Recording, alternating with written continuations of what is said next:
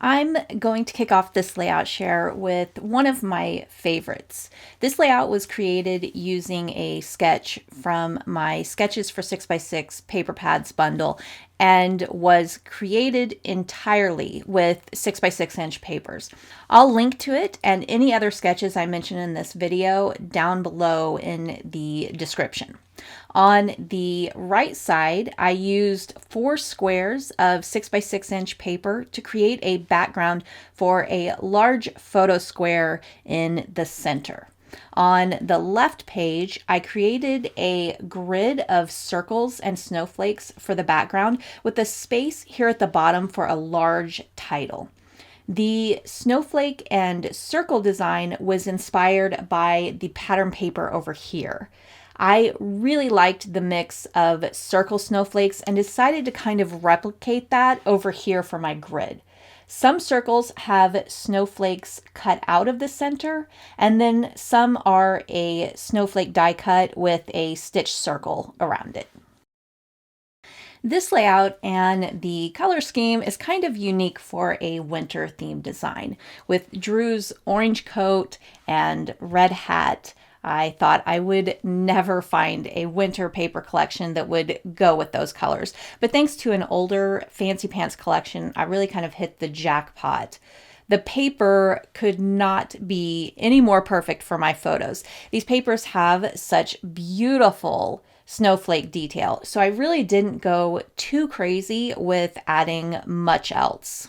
I created this little snowman to highlight my title. He's made out of 2 felt circles, a black cardstock hat, baker's twine for the scarf, memory thread for the arms, and some brads and small snowflake details.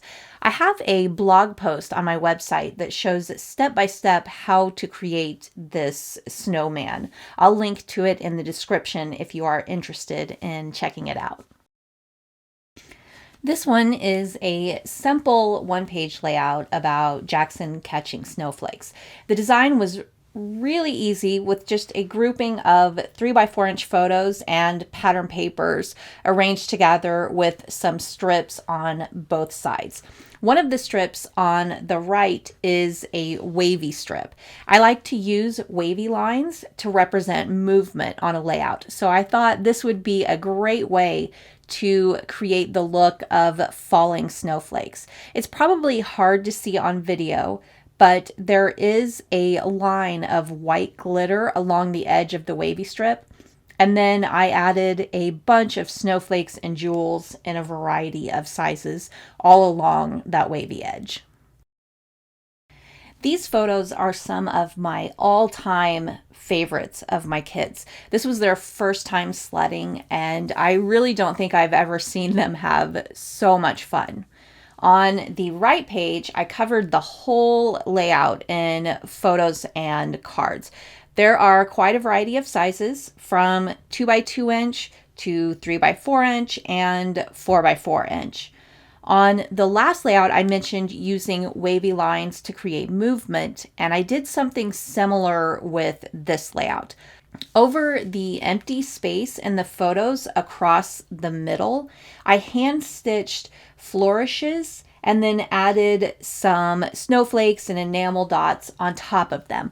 I wanted it to kind of look like the wind blowing a dusting of snow across the photos. On the left page, I created a block with more 3x4 inch and 2x2 inch photos and then some pattern paper pieces. This layout was just featured in my sketch support number 11 video. You should go check it out to see the sketch that I started with. It was a square design, but I adapted it to a circle design to work with my snow theme. I used my silhouette to cut out a large snowflake wreath and used it as a border around the edges of my circle design. To add some extra detail and texture to the snowflakes, I hand stitched on top of the whole thing, and it took forever. And I'm not complaining though, because I love the actual process of stitching, so I really don't mind spending that kind of time on it. In the center, I have a grouping of 3 photos, some strips, my title, journaling, and a few embellishments. To finish the whole design, I added a few extra snowflakes around the whole design. I always like to have a throwback layout in these layout share videos. One big sign that tells you that this is an older layout of mine is that there is very little stitching or word stickers on it. The overall design of this layout is really simple. On the right page, I have 4 4x6-inch photos with some strips on the edges and my journaling block. On the left page, I have my favorite photo of the bunch as a focal point, and then 3 smaller photos arranged around it.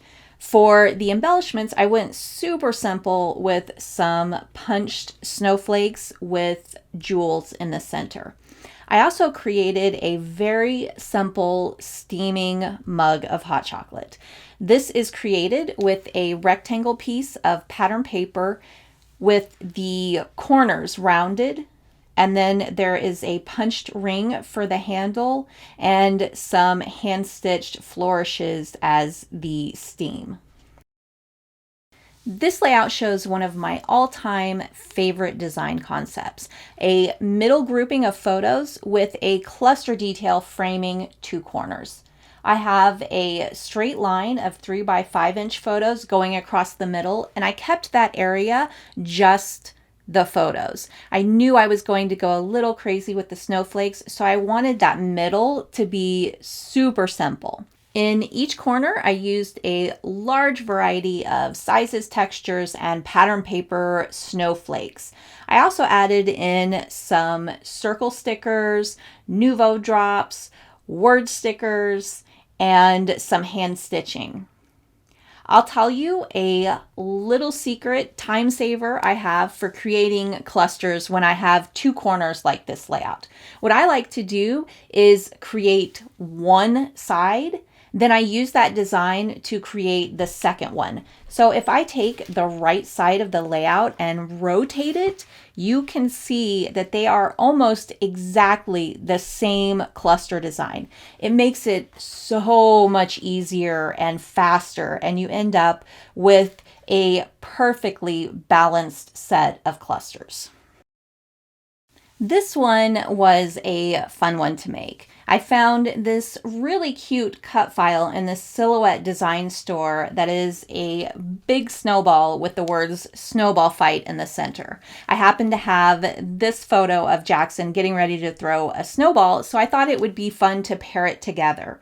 I backed each letter with pattern paper and then added a stitched border around the whole thing. Since I was going with white cardstock on top of white cardstock, I thought that stitched border would help that wavy edge of the snowball stand out a little more. I adhered the snowball to the layout with foam adhesive and then tucked a bunch of snowflake die cuts and chipboard pieces around the edges. To finish the design, I added a bunch of nouveau drops in different shades of white. This layout uses kind of unconventional colors for a winter themed layout. It's that same orange coat and red hat that you saw in a previous layout, and that is a very hard color to match with winter themed papers. I actually ended up using a boy collection instead of a winter themed collection, and then I added the snowflakes to tie in to the winter theme.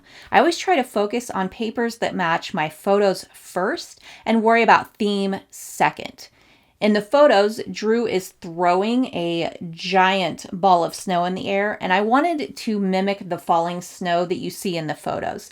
I used a stiff brush and some white paint to flick small paint drops all over the base cardstock pages. This is why I went with the black cardstock base. I really wanted that white paint to stand out. This layout is another one of my favorites. It looks super detailed, and the deceiving part is that this layout went together very quickly. This large piece of pattern paper here has this beautiful snowflake arrangement on it that stretches all the way across. All I had to do was add some extra details to give that design some texture and dimension.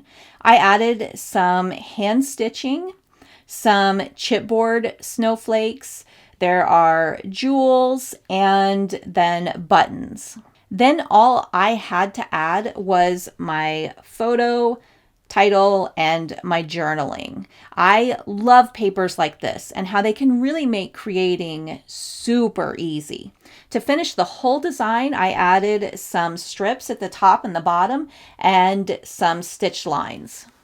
That's all I've got for you today. Thank you so much for watching. And before you go, please take the time to like, comment, and subscribe. I'll see you all next time.